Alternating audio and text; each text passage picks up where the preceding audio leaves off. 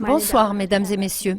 À l'occasion du sommet du G7, c'est-à-dire des 7 pays les plus industrialisés de l'Ouest, qui a pris fin à Munich le 8 juin 2015, nous nous posons la question suivante. Qui est responsable de la crise en Ukraine ?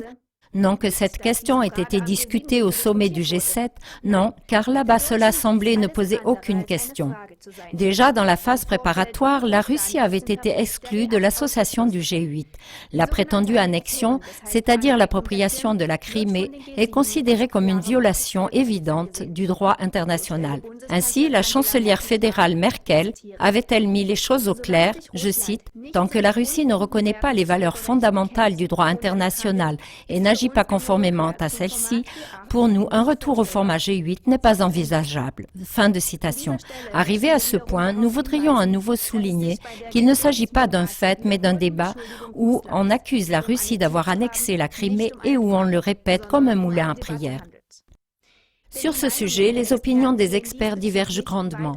S'agissait-il vraiment d'une violation du droit international ou bien un peuple peut-il décider lui-même et ainsi faire usage du droit d'autodétermination, ce qui est ancré dans la Charte des États-Unis?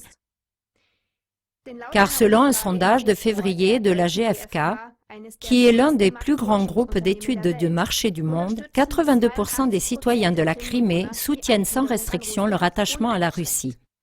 Et seulement une très petite proportion de 4% était contre. Le professeur de droit Karl Albrecht Teichschneider a résumé ainsi ses recherches détaillées visant à déterminer s'il s'agissait d'une annexion illégale ou d'une intégration légale de la Crimée. Le droit d'autodétermination des citoyens de la Crimée ne peut pas être levé par des traités de droit international ou par la Constitution de l'Ukraine. La Crimée, comme république autonome, a ou avait tous les droits de suivre son propre chemin et de se séparer de l'Ukraine. L'aide de la Russie au processus d'intégration de la Crimée était adaptée et il n'y a eu aucune infraction au droit international. Maintenant, chers téléspectateurs, pour aller plus loin dans ce débat, nous vous montrons une interview de 5 minutes du célèbre historien suisse Daniel Ganser, réalisée par la télévision allemande le 11 mai 2015. Cela doit nous aider à nous former notre propre opinion et à trouver la réponse à la question « Qui est responsable de la crise en Ukraine ?» Je vous dis au revoir et vous souhaite 5 minutes instructives. La relation germano-russe souffre, et c'est à cause de la crise en Ukraine. Mais à qui la faute pour la crise en Ukraine? Est-ce un changement de régime sponsorisé par l'Ouest qui a déclenché l'effondrement économique et la guerre civile? Et si oui, pourquoi serait-ce la faute de Poutine? L'historien suisse, le professeur Daniel Ganser, qui fait des recherches sur la paix dans le monde, dit que c'était probablement un putsch sponsorisé par l'Occident. C'est probable, oui. Pourquoi s'être retenu? Eh bien, parce que ce n'est pas encore clair. Enfin, en ce moment, nous avons simplement le fait que des tireurs d'élite ont tiré sur des policiers et des manifestants sur le Maïdan et qu'on a tout de suite dit « c'était Yanukovych, donc le président qui a été destitué ». Et il est indubitable que ces massacres provoqués par les tireurs d'élite ont mené à la chute du président. Mais ce qui n'est pas clair, c'est si les tireurs d'élite ont reçu des ordres de Yanukovych, puisqu'en donnant ces ordres, il aurait causé sa propre chute. Et on se demande alors, qui étaient ces tireurs d'élite? Et les historiens cherchent encore la réponse. Donc le mystère du massacre par les tireurs d'élite du 20 février n'est pas résolu. Trouvera-t-on jamais les réponses?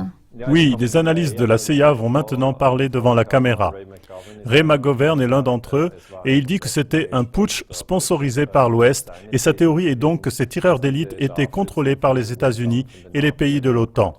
Il se peut aussi que ce soit des unités locales, c'est-à-dire des individus d'Ukraine même, qui voulaient faire chuter le président. Mais je dis seulement qu'il est incroyablement important pour nous de découvrir comment ce coup d'État a été fait. Coup d'État veut simplement dire chute de régime et nous savons qu'il y a eu de nombreuses chutes de régime. En 1973, au Chili, on a renversé Allende. En 1953, en Iran, Mossadegh. En 1954, au Guatemala, Arbenz. En 2011, au Liban, Kadhafi.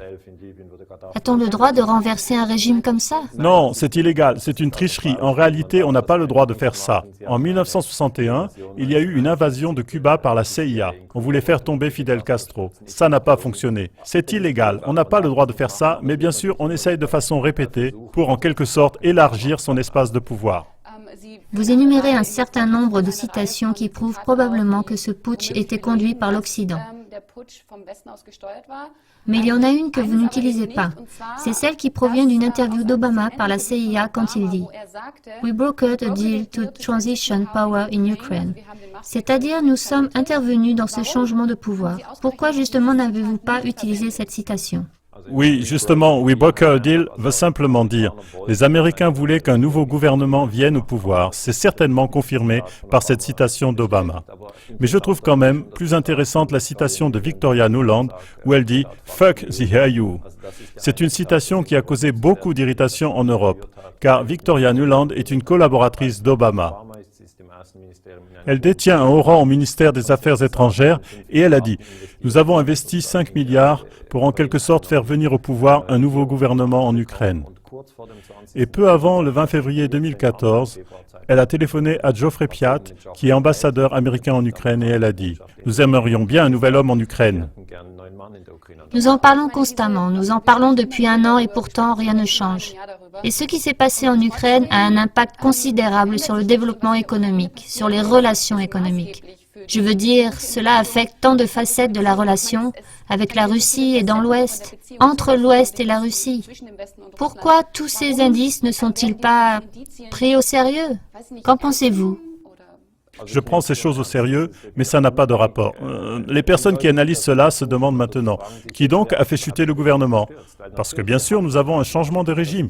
Tous les historiens et politologues le disent. Nous avons un changement de régime. Là, Yanukovych est sorti, Poronchenko entre. Mais qui a fait ce changement de régime? Ce n'est pas clair du tout. Enfin, je pense simplement qu'il faudra du temps pour analyser tout ça. En quoi cela ferait-il une différence? Eh bien, ça fait une différence énorme. Si ce sont les Américains, eux ou les pays de l'OTAN, qui ont fait chuter le gouvernement, alors les événements de Crimée que l'Ouest a présentés comme une annexion seraient une contre-attaque. Donc, si vous regardez une partie d'échec, ce serait le premier coup de l'OTAN.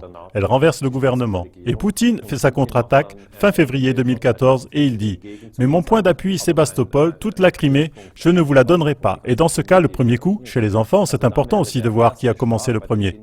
Et ainsi, le premier coup serait venu de l'OTAN. Mais ce n'est pas comme ça qu'on nous le présente chez nous. Pour cette raison, tout cela nécessite des recherches.